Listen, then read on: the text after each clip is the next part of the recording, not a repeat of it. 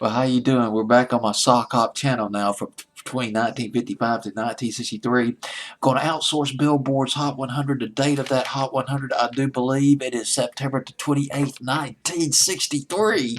And I want to play a Lost 45 by Lonnie Mack, the legendary guitarist, soloist, instrumentalist Lonnie Mack.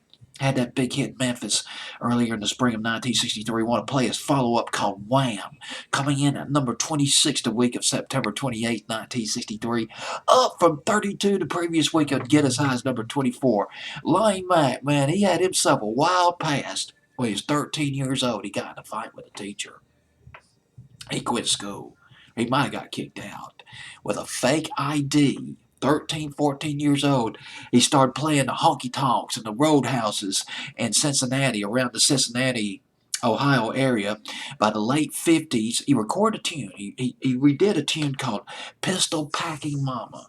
It was a tune that went back to 1944, a Western swing hit. And he sampled his own band in 1958. The late 50s, early 60s, Lonnie Mack and his band, they played as session musicians on the Fraternity label, which was a small label in Cincinnati, or in Ohio rather, well, Cincinnati, Ohio. And then 1963, now you won't believe how this happened. Memphis came out, but Lonnie Mack didn't know about it. Lonnie Mack was in a recording session. Him and this band, they were backing up a group called the Charmaines.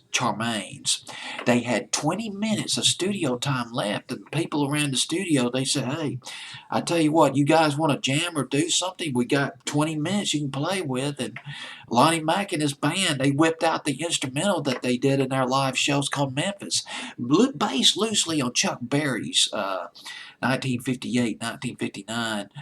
Memphis, Tennessee, Chuck Berry hit. And he forgot about it. Lonnie Mack forgot about it. It was just a jam session. That's it. Well, what the heck, we just had some fun jamming away in the studio, 20 minutes. Hey, what the heck? Well, lo and behold, it got released. It was put out as a single. Went to number 4, number 5 on Billboard's Hot 100. Nobody was more surprised than Lonnie Mack. He was completely taken off guard when this thing came out and exploded. The tune that came after that, Wham, the follow-up, top 30 for Lonnie Mack. And I got to tell you, it's got that surf guitar, kind of reminiscent of the Safaris. They were real popular at the time in 1963, maybe a little bit the Beach Boys. Again, we're talking 1963, a little bit ahead of its time, though. Lonnie Mack influenced a lot of musicians that came after him, especially Stevie Ray Vaughan, a legend right there.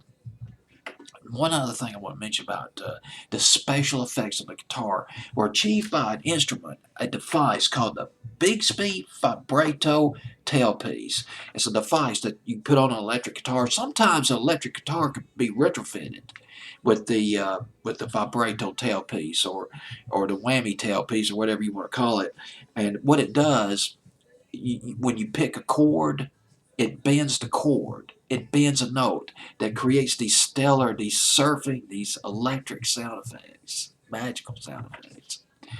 This is Wham by Lonnie Mack. Billboard's Hot 100, September 28, 1963. Welcome to the Sock Hop years.